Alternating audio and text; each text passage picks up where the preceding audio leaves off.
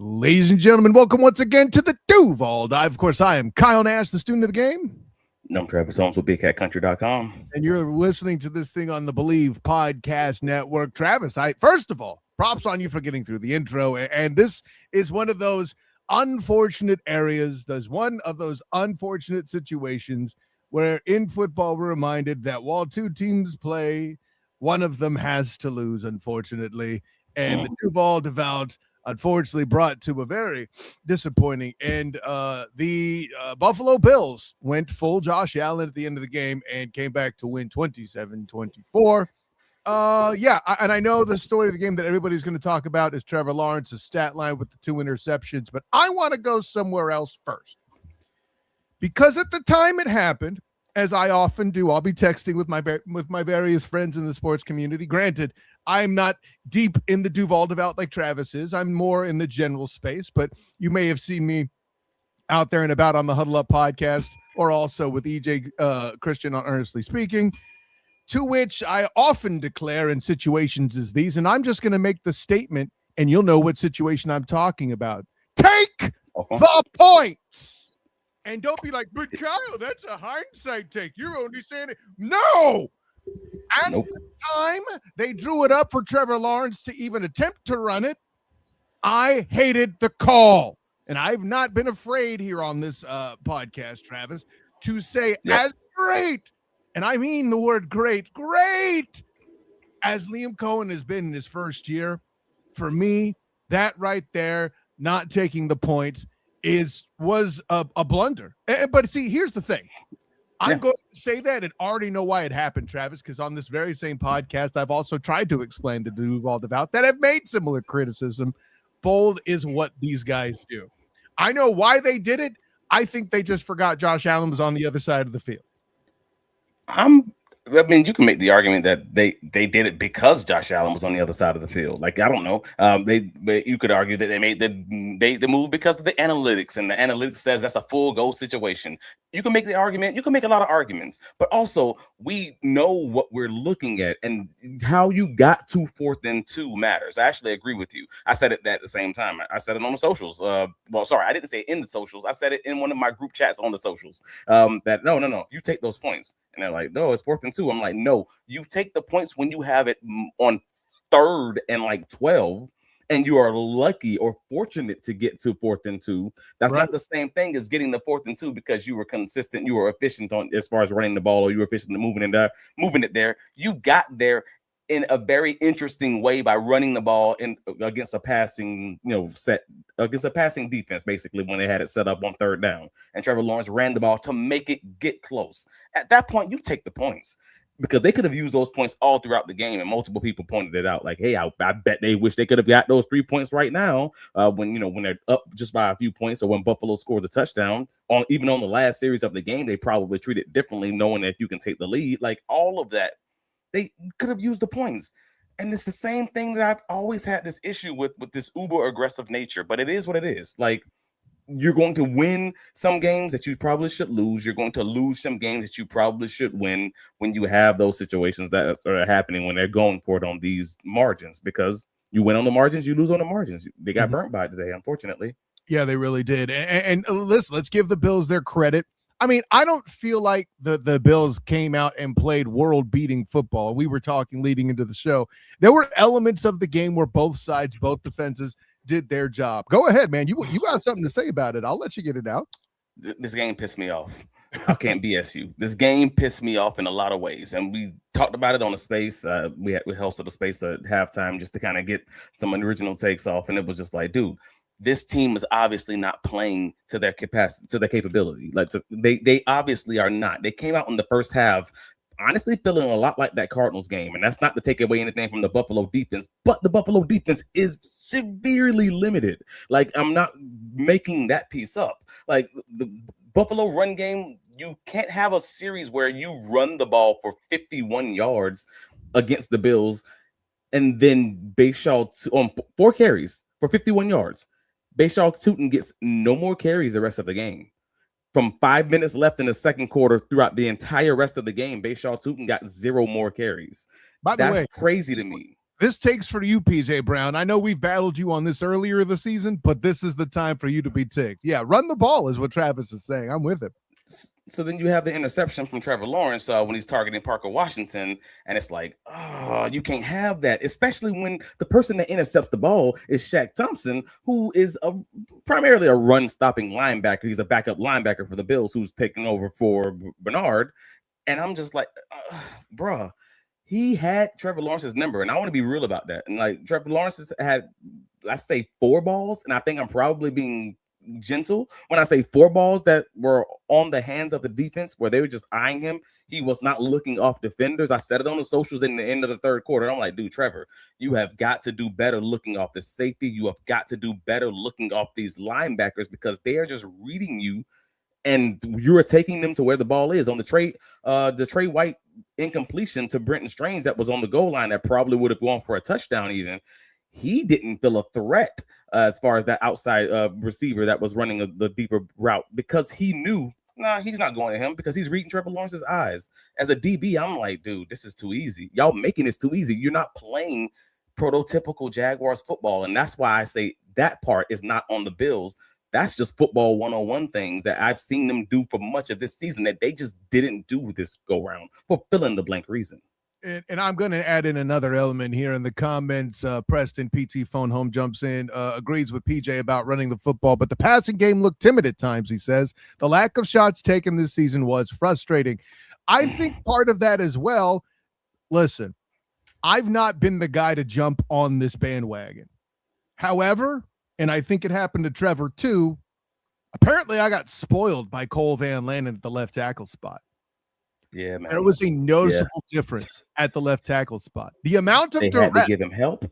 Yeah, the amount of duress Trevor Lawrence was on, and it's like I said, I made the point on the Duval dive when we did the preview episode. It's not like they have world-beating edge rushers. Oh, wait.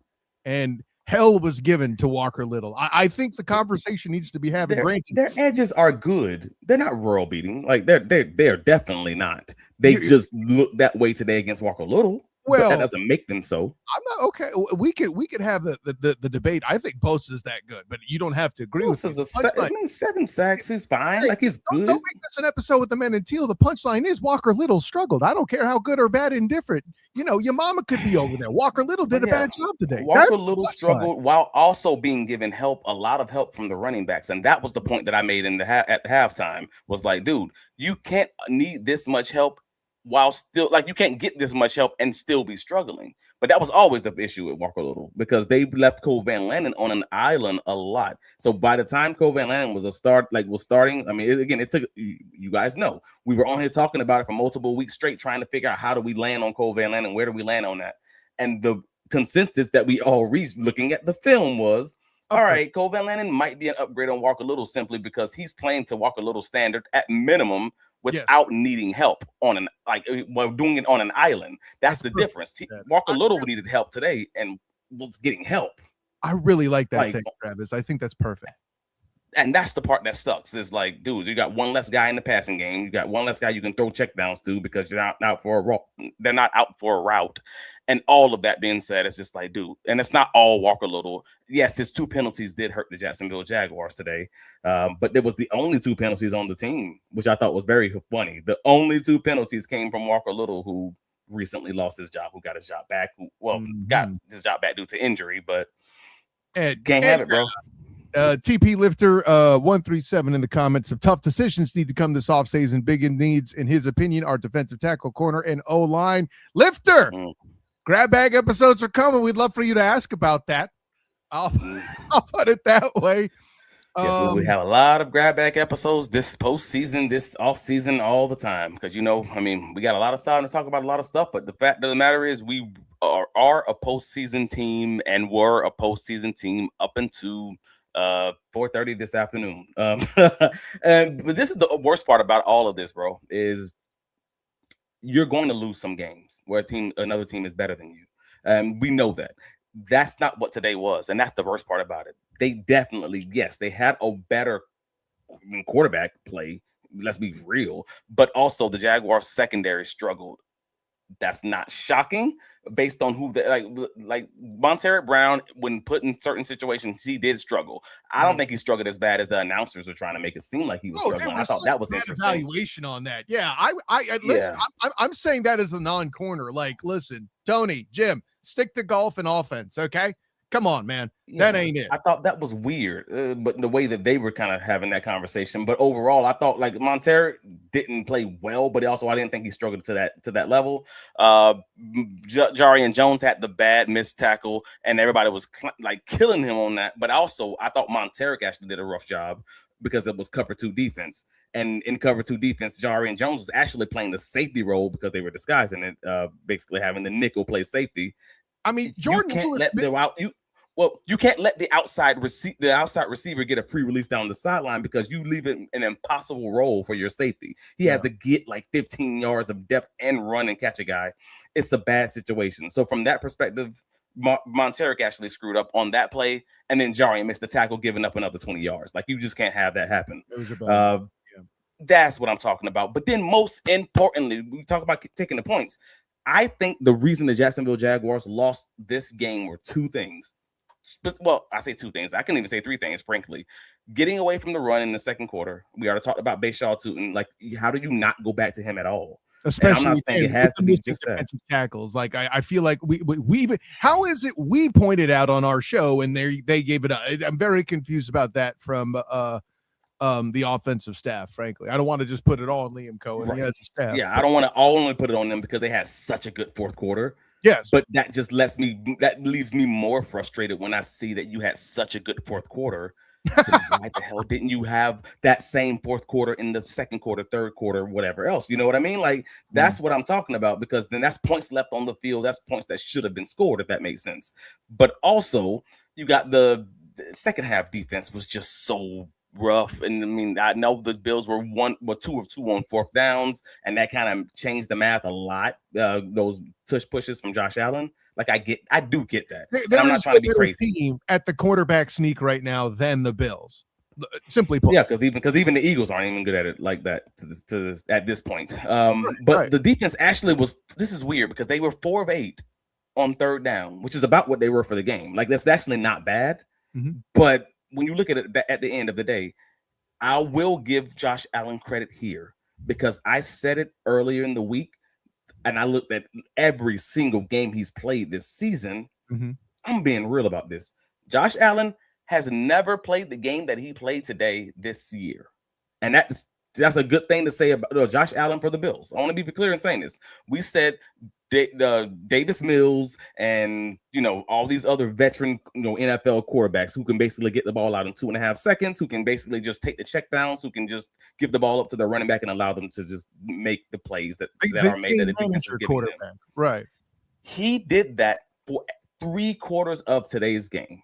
And the fourth quarter then became Josh Allen. And I want to be real and say that, because I said I did not think he could do that, because he did not do that in any game this season. When I looked for him, I looked for evidence of him doing it. I remember the conversation we had, and you said he's got to do this. And I said, it's a Disney movie. And well, apparently the Jags are the villain in said Disney movie after all. I remember this conversation, Travis. Well, that was what was funny, because that Philadelphia Eagles game for them, I think, we already talked about it. Joe Brady's told Josh Allen in this past week, and in the media, said to him, look at what you left on film, basically.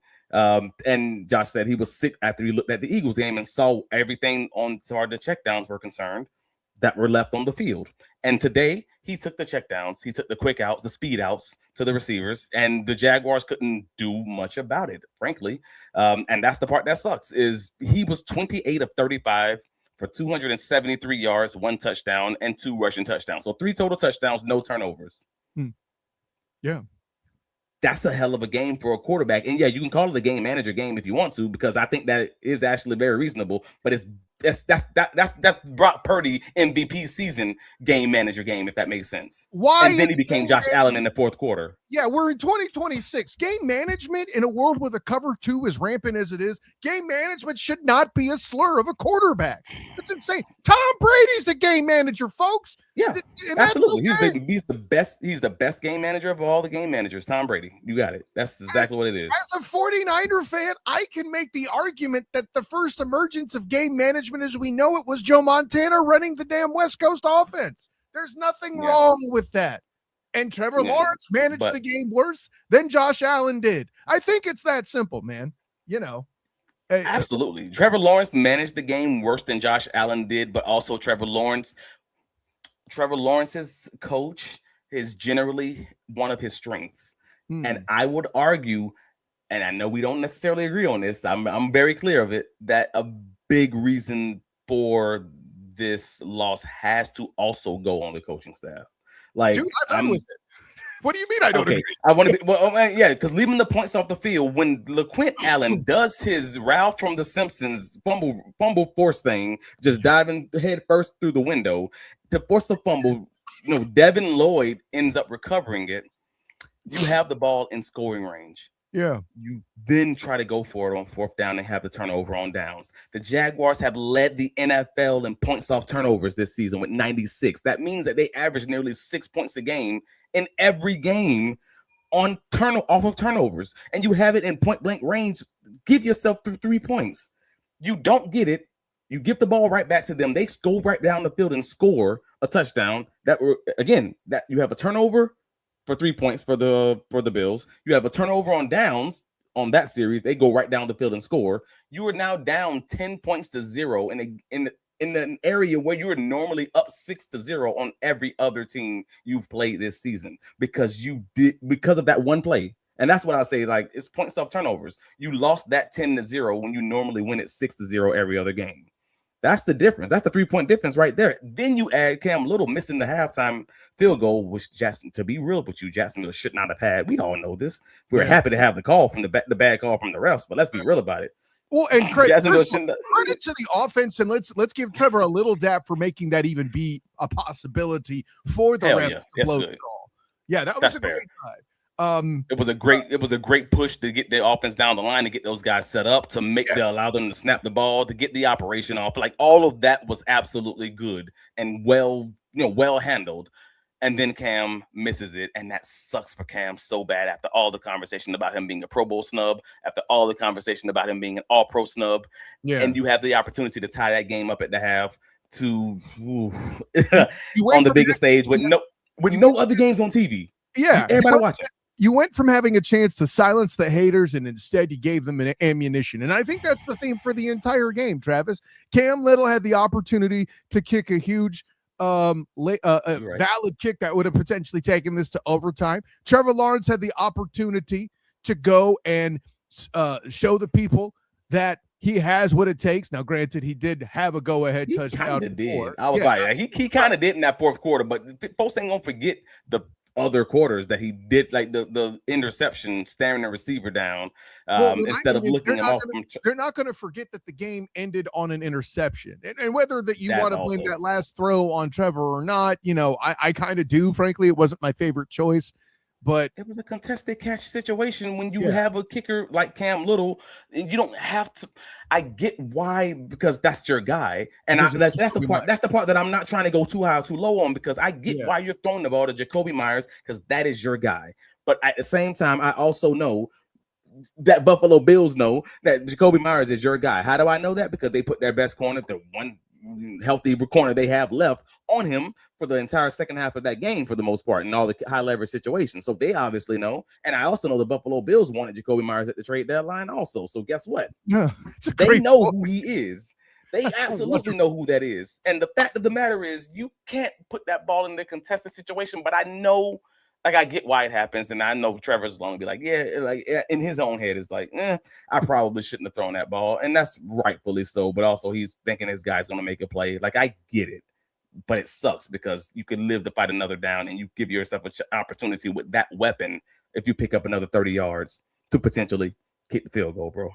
Yeah, absolutely. Well, and the comment made here, the ball came out of his hand, Trevor, of course. Weird AF today, according to Cal Jaguar, which, by the way, that might be my favorite Jaguar inspired thumbnail, but I digress. The ball came out weird today, and I think this is that protection issue we were talking about. And I bring this comment up. This is a symptom of that we were talking about earlier, so y'all are wondering. But that's a good call out, too. The ball was coming out wacky. I agree. I mean, we could say it came out weird, but I don't think it came out weird, quote unquote. I just think his footwork wasn't great. A lot of wobbly passes, in my opinion. No. His footwork wasn't great today. I'm specifically saying that. And I'm saying we all had known this because we knew it early in the offseason when it was like actual training camp and everything else. This was something that we were all watching closely. And in the first half, again, we talked about it in the Twitter space when I generally don't host them, but because I couldn't go to the game today, I'm like, I'm gonna talk to the people one way or another. And that was my consensus at the halftime. It was like, Trevor, nah, man, he's not stable like he normally is. He's not that, and so the ball's not hitting like it normally should as far as that's concerned. Yeah, I'll say, and I'll get more involved if you do spaces in the future, my man. That was just a bad situation for me at the house. That was awesome. You did that for the divers, and I hope you guys enjoyed it out there. But I see people already forming grab bag questions. I'm not even trying to deal with re-sign questions right now. Can we get to the next day before asking about the people that were re-signing? Like, that's rough, man. But again, 2 turnovers in a game that is a rock'em sock'em. Like, how many different times on Friday did I say this game like purely reminds me of Kansas City versus Buffalo? This game reminds me of old Josh Allen versus new Josh Allen, and which one's going to be the best Josh Allen on this day? And I said the old Josh Allen is Josh Allen, and the new Josh Allen is Trevor Lawrence. And honestly, depending on which one you want to call Josh Allen, don't make a difference, because Josh Allen for Buffalo normally can have these kinds of games that Trevor Lawrence had today.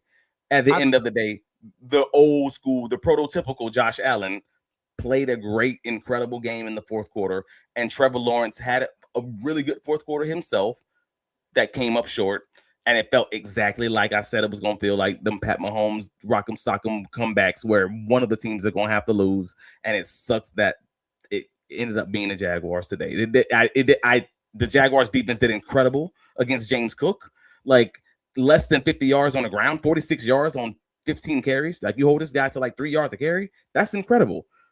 Devon Hamilton, shout out. Like, I know you guys that struggled to stop 3.1 yards a carry. I know you guys struggled to stop Josh Allen on those tush pushes. And if you probably play through the echo of the whistle on the 4th and 1 from the 10-yard line, you probably have another opportunity to score, because that was the biggest play in the game per RBDSM.com. That swayed the win probability 33%, because you went from 4th and 1 outside of the 10 to a 1st and goal from the 1-yard line where they can just, take it right in. You might have had a chance to stop them by making them run the ball regularly, like from the running back position where they've been struggling 3 yards a carry. But when they get 9 yards on that play, it's a wrap, bro. So that's probably one I know a few of the defensive linemen are probably kicking themselves for, because they just didn't play through the echo of the whistle. I'll go on record. It was the softest I've seen the defensive front look all season. Was that they expect? You can see the players looking at the ref. They expected the ref to blow the whistle, thinking it was forward progress, and you can't assume forward progress in this game, bro. You got to play it. Yeah, that was it. Especially when you have a Viking giant like Josh Allen at quarterback running dudes through. Absolutely, I can't put it any better. Yeah, so that was one of the biggest plays in the game, unfortunately, with the biggest play from EPA perspective of negative 5.5 for the Jaguars, was the opening interception, the early interception of Shaq Thompson for the Bills. And again, they gave them 3 points. So again, you got Cam Little missing the field goal. That's 3 points on the field. You got going forward in field goal range. I say make sure you list that one first, my good friend. Yeah, another 3 points left on the field. I don't know if I'm missing anything else, because some people don't consider turnover on downs true turnovers, and I get that. You do, but I think you calling it one because it's a missed opportunity in this game is valid. 100%. It's points.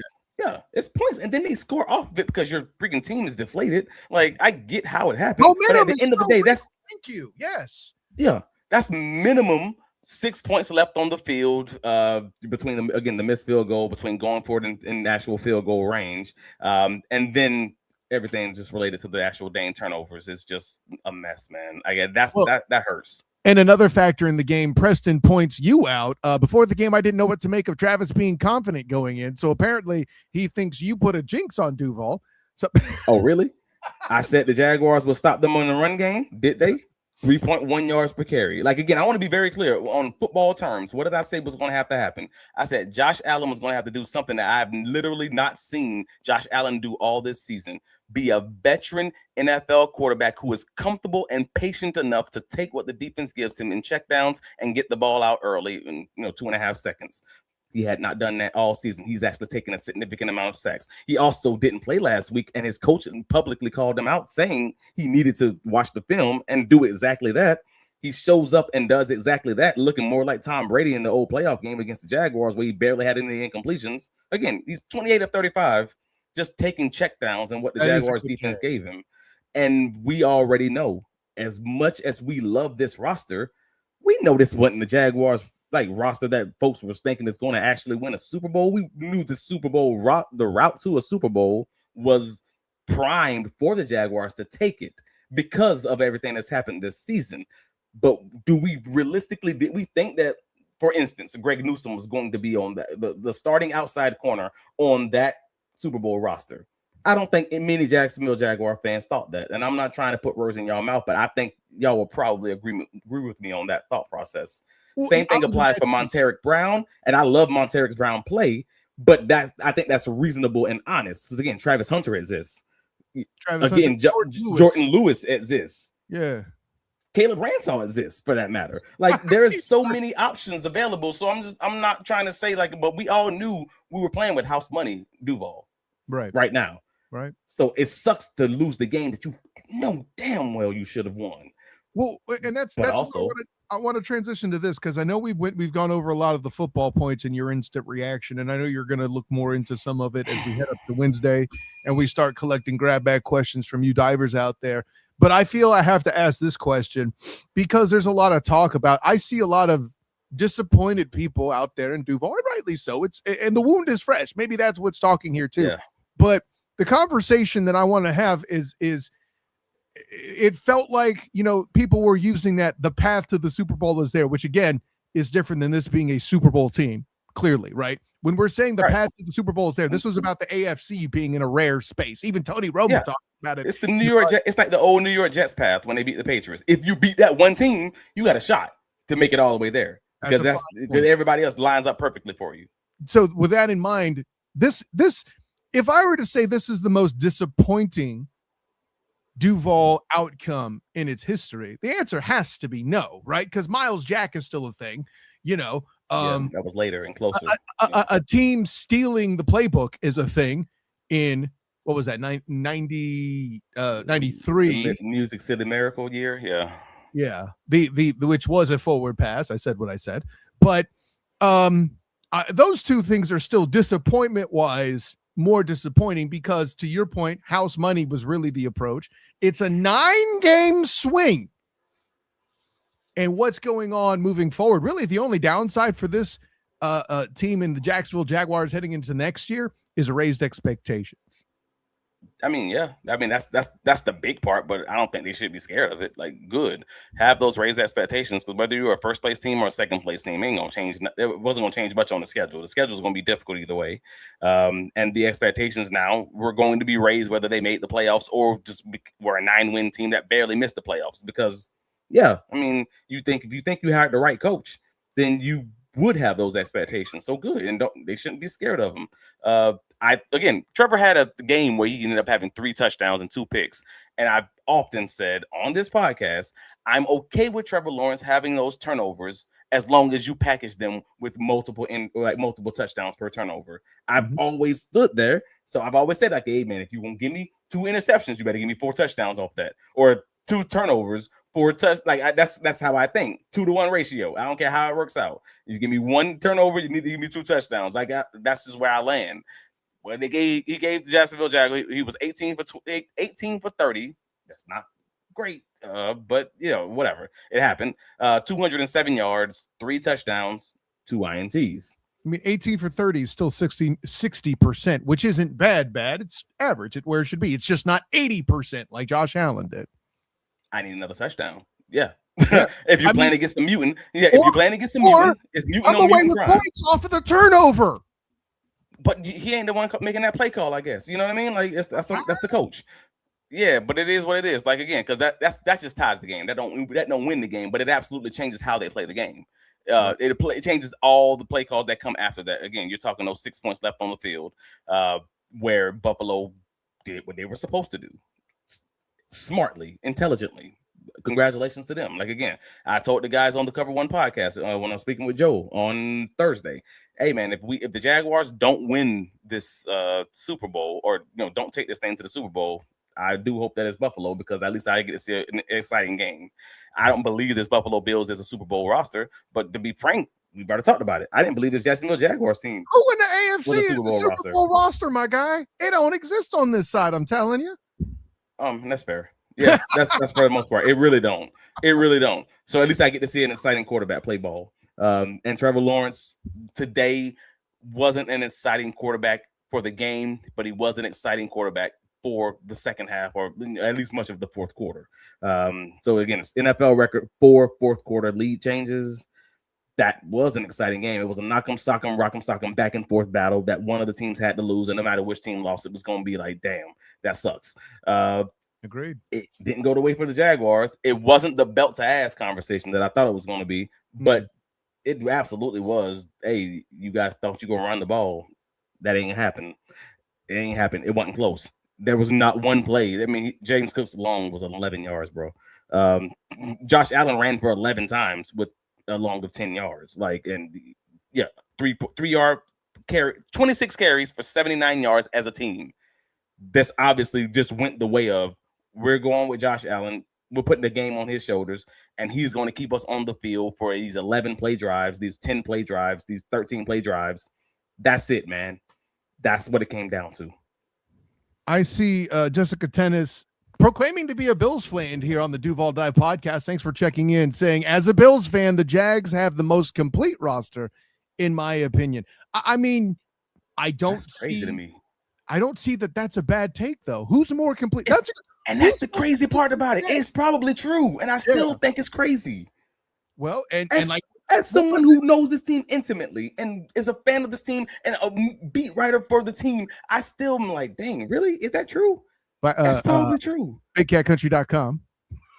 That's crazy to me. That it's probably true. It's one of the more complete rosters, and it didn't change today's outcome, because I thought this was a really rough Bills roster, but they found a way to duct tape and Elmer's glue this thing together to find a way to grit out a win on the back of their quarterback, who found the one way to beat this Jacksonville Jaguars team, and he did it. Well, and we mentioned complete roster. What position group didn't disappoint just a bit? And let me clarify. Running backs. They disappointed, but not by their hand. I knew you were going to say that. They're disappointing because they weren't used enough. That's on the coach. I agree with you, right? The defensive tackles were blowed up in the middle, right? The corners. Yeah. The linebackers. The corners were rough. The linebackers, I don't feel like they were bad. They weren't disappointing, perhaps.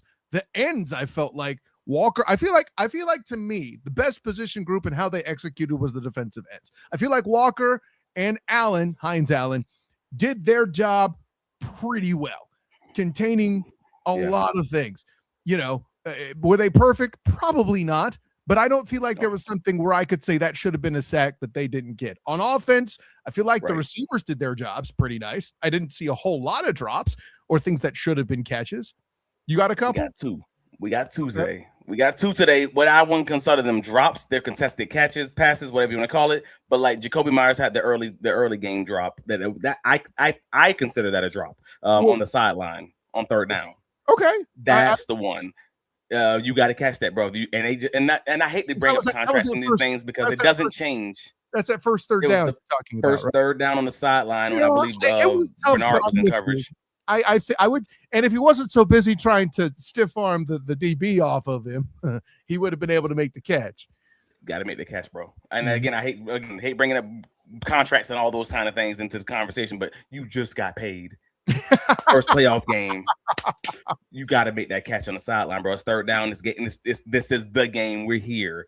And they're going to put, and that the game kind of just builds on top of that from that point on, because they're expecting you to be able to make these contested catches, and then later to have the contested catch situation where it ends up being an interception. That's not on him, obviously. That's on the quarterback making that throw into that contested catch situation. But he's again leaning on his guy. It's a hard thing to say in the middle of the field, but they've eaten and owned teams in the middle of the field throughout the season, which again in Buffalo knew. Damn, you just can't make that throw. Like that's really what it comes down to me. Let me ask if you agree with this statement. Duval TV jumps in. He I'm not even joking. The Bills did nothing special. I was not impressed and don't think they'll go far. The only caveat I will add is Josh Allen. Listen, I don't give a damn who you are, right? I'm doing the math again and make sure in my head to make sure I have it right. And if you do your lowest common denominator, that's 4/5. That's 80% completion. That's impressive. I don't care who you are. But that's the thing. That's the thing. So today's NFL fans, and that's Jacksonville Jaguars fans included. I love y'all to do all devout, but you are, for the most part, this often will say normal, prototypical NFL fans type things. They don't cherish good defense. And throughout much of the game, until that fourth quarter, to be clear, there was a lot of good defense happening. I cherish good defense. Former DB, I'm going to. But this was a lot of good defensive back play and linebacker play in coverage that resulted in Josh Allen just taking what the defense gave them and keeping his offense on the field by not putting them in negative situations, taking unnecessary sacks, which he's often done. He got sacked once today, and that was in the second half. Josh Allen, which put them in negative situation, and they punted the ball later. They didn't even try to pick up the first down, basically, on that series. That's what happens when he has negative. So he just played a very smart. He did nothing special. Yes, that's right. That's what it's called, being a game manager and just taking what the defense gives you. That's smart football. It was literally the only way that I said the Buffalo Bills would beat the Jacksonville Jaguars. Not being a Superman, which is what you sound like you expected, Duval TV. You expected Josh Allen to be Superman. And if he were to do that and beat you, you would have been okay with it. But because he did it in the way that Tom Brady would do it, basically, surgical, just taking what they give you, just moving them down the field. Again, 10-play drives, 11-play drives, etc. You don't feel very happy about losing it to a guy who basically any NFL quarterback could have done, not Josh Allen necessarily. I understand that thought process. It is what it is. But no, it's impressive because he did what he had to do to get the W. Grasp this concept, right? Because we speak from the two parts of the field. I would argue that get the most ish when it goes wrong and get little praise when it goes well. You talk about the defense. I, of course, let me show you my credentials again. My Aaron Evans original painting of me being an offensive lineman playing semi-pro ball, right? The O-line has gotten more attention, I feel like, this season for when it's gone wrong, for when it's gone right, than the defensive backs have. Sink that in, my guy. That's weird. I mean, yeah, folks are talking. Yeah, they didn't do anything quote unquote special, but they had drives of 10, 8, 11, 9, and 9 plays. That kills your defense. Like, you don't have to be anything quote unquote special to say I can't get these guys off the field. And they didn't destroy the Jaguars in time of possession or anything like that. I believe they only won it by like 5 minutes. But if you can't get a guy like that off the field, and they also are 2 for 2 on fourth downs with 2 rushing touchdowns of 1 yard, like that's the game, man. Like, it don't got to be special to be successful. The special thing they got to do was win a playoff game. I mean, that's what it boils down. I don't feel like they did anything special. Did they win? I mean, then I guess it was special. What we doing? So no, but and again, I don't mean to diss the point that Duval TV makes either. It doesn't feel like it was colossal. Whoa! Like, there were some catches that Parker Washington. Okay, bro. Parker Washington. There was some shoot they Parker out there somewhere moments. Parker Washington and Travis Etienne deserve better than this L. Great take. Point blank. Great. Yeah, Parker Washington with the 107 yards or 107 yards, 1 touchdown, averaging 15.3 yards a carry, yards per reception. On 12 targets, deserves so much better than this. And then shout out Travis Etienne, because again, he had 116 total yards himself, 67 on the ground, averaging 6.7 yards per carry with only 10 carries. Bayshaw Tootin averaging 12.8 yards a carry, but only gets 4 carries and 0 carries after 5 minutes left in the second quarter. What we doing? Like, again, those points that you should have probably had in the first half that never came up in the second half. Like, again, when you're now in a shootout, you could have had the lead instead of being behind. You're behind 3 points when at minimum should have been tied because, again, Cam Little missed field goal, coaching decision, going for it on 4th down. Brother, I get it, but no, Reyes is right. What a ride it's been this year, but man, it still stings. Felt like the Jags were the better team going in, and after the game, I still felt like the Jags were the better team. And you're right, that's why the NFL is so damn fascinating. The better team don't always win. Sometimes it's just a better quarterback, or sometimes it's just the better defense, or the better defense in the moment, even because they tricked Trevor Lawrence on a few different occasions. That was a big part of the game. It wasn't the only part of the game. And I would shame anybody out there who says this game falls on Trevor Lawrence, just like I would probably shame somebody if they said it all fell on Josh Allen, for winning it or whatever. Like, that defense deserves its props for Buffalo, despite the fact that they didn't do anything quote unquote special. Great point. But they gave him a chance, just like the Jacksonville Jaguars defense did very good early on, giving them a chance until they didn't in the fourth quarter. So yeah, you got to get Travis Hunter healthy. You got to get Caleb Ransall back and get your safety situation and your cornerback situation figured out. Again, Jordan Lewis even. And that's it sucks. I feel bad for you, Duval, because I know you guys deserve so much better than this. It's your second loss at home. It's your second loss at Everbank Stadium. And I don't think a lot of folks are actually like grasping that. That's the Jaguars' second loss that's crazy. At home this season. Wow. The first one was the Seahawks game. And I guess I must be the bad luck. Maybe that's it. Because the 2 times that I predicted that a Jaguars would win a game by 10 plus, they lost both of those games at Everbank Stadium. It's the only 2 times it's happened in the season. I think you were very conservative on the Colts. I take that back. Mm-hmm. Yeah, I said that was a 7-point win. I guess I blame myself for every time I was confident, and then they have the game plan, and the other team only has one way to win. Both of those games, the other team did the one thing that they could do to win the game in both of them. So I need all of you out there, Duval Divers, Duval Devout, to go to Travis D. Holmes on Twitter and give Travis a virtual hug gift to help him recover from what he's done to his team. So now that that this team makes him drink, he needs your support. He needs your help to get through this tough time, because he was confident in his team. But Devon Hamilton, great game, man. I mean, I know folks won't give him credit until they start looking at the advanced data, assuming they even look at it, because the Jaguars lost. Some people don't want to look at that stuff. But like, the fact of the matter is, when you have a game where James Cook gets 15 carries for 46 yards, doesn't score a touchdown, you probably think the Jaguars are going to win this game when it's the number 1 rushing offense in the NFL. And that's a shout out to Devon Hamilton. That's a shout out to Matt Dickerson. People don't think about his name, but he's one of the Jaguars, prime run stoppers in his rotational role. My X factor for the game, I might remind everybody, from Friday, or Thursday. Yeah, so it's again, they couldn't stop him on the 4th and 1 situations and those touch push situations, but it is what it is. Like, and to everyone who clowned me when I mentioned Brandon Cooks all those times, because every single media person and fan from Buffalo, when I talked to them about their receiver core, kept mentioning Brandon Cooks as their downfield threat. Y'all would laugh at me and saying, this dude's an NFL veteran. He's washed. He's old and all this stuff. And I'm like, hey, man, they just keep telling me this dude's the dude. I don't have an opinion of it.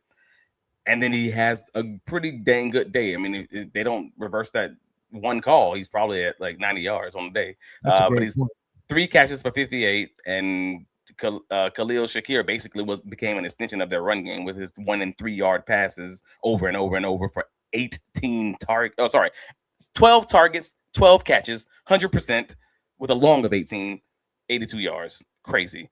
I'm gonna let y'all be in your feelings. I know this is a rough one. Yeah, I know it's a rough one, but it's also a rough one that I think everyone that's hit up my phone so far seems to be like, yeah, damn, it's a rough one. But at the same time, we good, because we have the right coach. I think we believe we have the right GM. And I believe, as we've been of Liam Cohen today, yeah, man, everybody still has their battle cry of, Duval, and believe he's the right guy for the job. And I'm there too. I think this is step one to what could be the best coaching tenure in Duval history. That's still possible and on the table. Yeah, man. So at the end of the day, it sucks, but it's still Duval versus all y'all, and that includes Buffalo Bills fans. Shout out for y'all. Thank y'all for being in the chat. Please click that like button before y'all leave. But yeah, check out the post game recap over at BigCatCountry.com. Where we have the write up of everything that happened at the game, in the game, our offensive and defensive players of the game. I don't even know if you have one. Do you have an offensive or defensive player of the game from your perspective? The player of the game is Parker Washington. What the F are we talking about now? Well, no, I mean, no. Travis Etienne has an argument, bro. 116 total yards. I mean, if you want to make them co-players of the game, but normally I like my running backs to, have a few more carries than, what is it? 10? Yeah. I'm just saying. It ain't his fault. He's like, hey, man, I don't like the ball and give it to myself. Listen, and Liam Cohen stole the award from him. I don't know what you want me to tell you. Potential best coach in Duval. He messed it up today with that. Listen, again, love this guy. Didn't like what he did there, and that's okay. Well, who am I? I'm just a podcaster here on the Believe Podcast Network, along with Travis D. Holmes on Twitter, Instagram, and all the socials. Where else can you be found, Travis? Yeah, man. BigCatCountry.com, X, Twitter, etc. Like, hey, man, follow the Duval Dive. Click that like button, subscribe. Where you can find us on TikTok, all the places. But yes, I'm very sad for you guys, and it's okay. Arrow's still pointing up.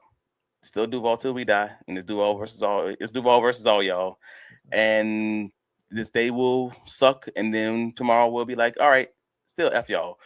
So let's go. And that's kind of what it comes down to, bro. But let them know where you can be found too. Of course, I'm Kyle Nash, a student of the game. You can find me on Twitter, Instagram, Threads, and Blue Sky at the SOTG. Find me on Facebook as a student of the game. Check out my writings and coverage of UCF on blackandgoldbanneret.com and the Night Shift podcast, and also my work covering the Orlando Magic, but foremost, covering your Jacksonville Jaguars on the Believe Podcast Network with my personal champion, Travis D. Holmes. It's grab bag season, though. So I've seen a lot of questions in these comments that headed to the off season. Get them to us on these socials we told you about, at Travis D. Holmes, at the SOTG, or even here in the comments, we're going to find them and make them into a series of shows throughout the off season to answer all the things. I know. Etienne, Lloyd, Walker Little, Cole Van Landen, and Travis Hunter, and more as we go on. And I say and more because, hey, draft season will be here soon enough in the coming months. But for all of you in the comments bringing huge game today, thank you very much. I even in the toughness of a postseason loss, y'all were here to help make this show awesome, and I thank you for it. My personal champion, Travis D. Holmes, needs all the virtual hug gifts you can offer him because Lord knows he deserved a better game than today. But nonetheless, he has libations because his team makes him drink. And now I got to hear Tyler Dragon talk his trash and all of his trash that he's going to talk about. He's the Seattle Seahawks guy we had on. The LA Rams guy we had on a few months back. And yeah, I know I got to hear all that because he told me straight up. He's like, Trevor's going to struggle and Josh Allen's going to have a great game and blah blah blah. And I mean, how true either of those statements are, but that's a whole other question. Of course, I'm Kyle Nash, a student of the game. And until next time, everyone, class dismissed.